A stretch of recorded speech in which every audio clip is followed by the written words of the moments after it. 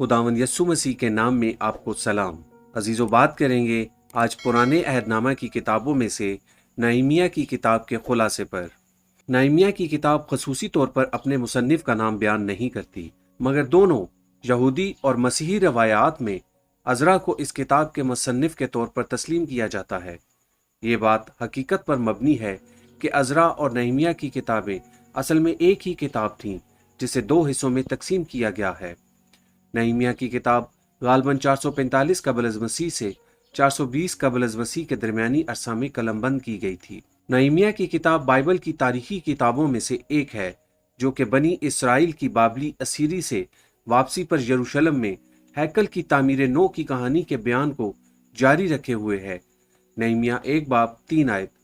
उन्होंने मुझसे कहा कि वो बाकी लोग जो असीरी से छूटकर उस सूबा में रहते हैं नहायत मुसीबत और जिल्लत में पड़े हैं, और यरूशलेम की फसील टूटी हुई और उसके फाटक आगे से जले हुए हैं। नहमीया 1 बाब 11 आयत। ऐ खुदावंद, मैं तेरी मिन्नत करता हूँ कि अपने बंदा की दुआ पर और अपने बंदों की दुआ पर जो तेरे नाम से डरना पसंद करते हैं कान लगा।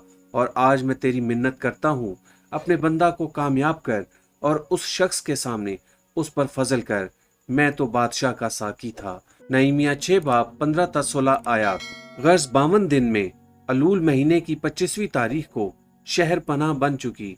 जब हमारे सब दुश्मनों ने ये सुना तो हमारे आस पास की सब कौमें डरने लगीं और अपनी ही नज़र में खुद जलील हो गईं, क्योंकि उन्होंने जान लिया कि ये काम हमारे खुदा की तरफ से हुआ।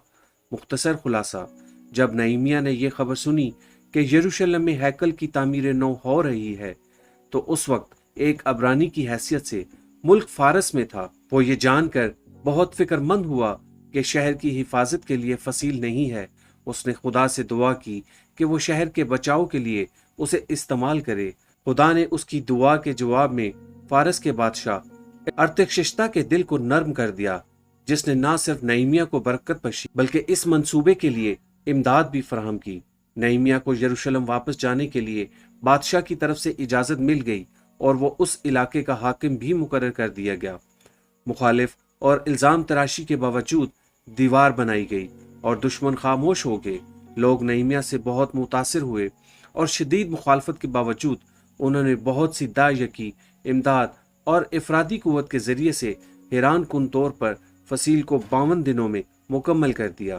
ताहम ये इत्तेहाद बहुत मुख्तसर वक्त के लिए रहता है, क्योंकि जब नहमीया कुछ दिन के लिए यरूशलेम से वापस जाता है तो यरूशलेम में फिर फूट पड़ जाती है।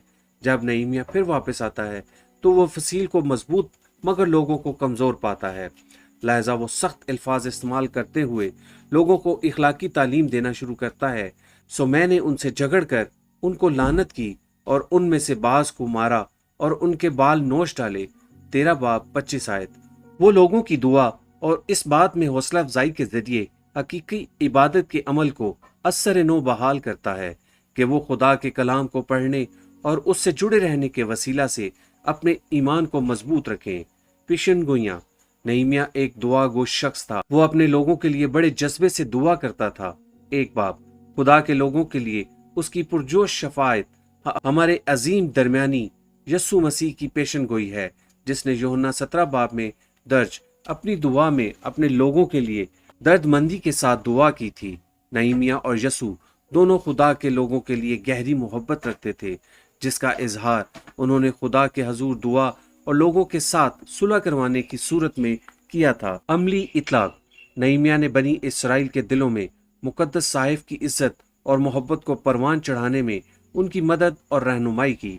खुदा से मोहब्बत की खातिर और खुदा की ताज़ीम को और जलाल को देखने की ख्वाहिश के बायस नहमीया ने भी बनी इसराइल की उस ईमान और फरमाबरदारी में तरक्की करने के लिए क़यादत की जो खुदा बड़े अरसे से उनसे चाहता था।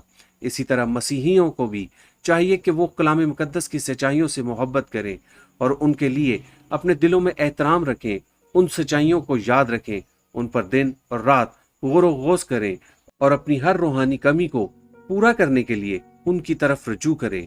2 तिमुथियुस 3 बाब 16 आयत हमें बताती है कि हर एक सहीफा जो खुदा के कलाम से है तालीम और इल्ज़ाम और इस्लाह और रास्तबाजी में तरबियत करने के लिए फ़ायदा मंद भी है।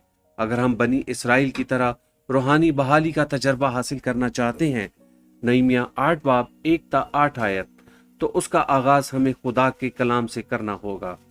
हम में से हर एक को उन लोगों के साथ जो रूहानी या जिस्मानी दुख की हालत में हैं, हकीकी हमदर्दी रखनी चाहिए।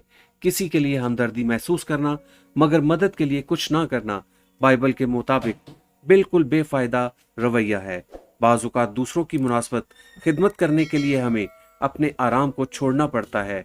किसी भी मकसद के लिए सच्चे दिल से वक्त और पैसा खर्च करने से पहले हमें उस मकसद पर मुकम्मल यकीन रखना होगा, क्योंकि जब हम अपनी ज़िंदगियों को खुदा की खिदमत के लिए इस्तेमाल होने देते हैं और ख़ुद को खुदा की मर्ज़ी के ताबे करते हैं, तो उस वक्त गैर ईमानदारों को भी मालूम हो जाता है कि ये खुदा का काम है।